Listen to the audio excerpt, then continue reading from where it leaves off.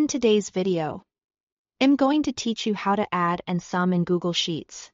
If you are working with numbers in a spreadsheet, one of the most useful things to learn is how to total them quickly and accurately. Google Sheets makes this very easy, and in this video I'll walk you through two simple ways to do it. One method uses the sum formula, which is perfect for adding a whole range of cells at once. The other method uses the plus sign, which is helpful when you want to add individual cells manually. Let's start with the sum formula. First, click on an empty cell where you want the total to appear.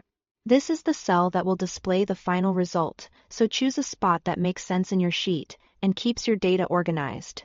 Next, type equals sum and an opening parenthesis. Like this, equals sum open parenthesis. This tells Google Sheets that you want to calculate the sum of a group of cells. Now, click and drag your mouse to highlight the range of cells you want to add. For example, if your numbers are in cells a 1 through a 10, drag from a 1 down to a 10. You'll see that range appear inside the formula automatically. After that, type a closing parenthesis and press enter. Google Sheets will instantly calculate the total for you.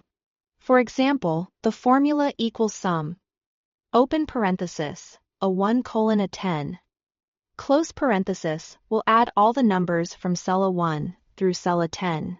This method is especially useful when you are working with long lists of numbers, because it saves time and reduces the chance of mistakes.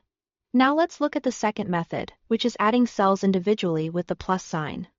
Start by clicking on an empty cell, then type the equals sign. After that, click the first cell you want to add. Type a plus sign and click the second cell. If you want, you can keep repeating that pattern to add more cells in the same formula. Once you are done, press enter, and Google Sheets will show the result.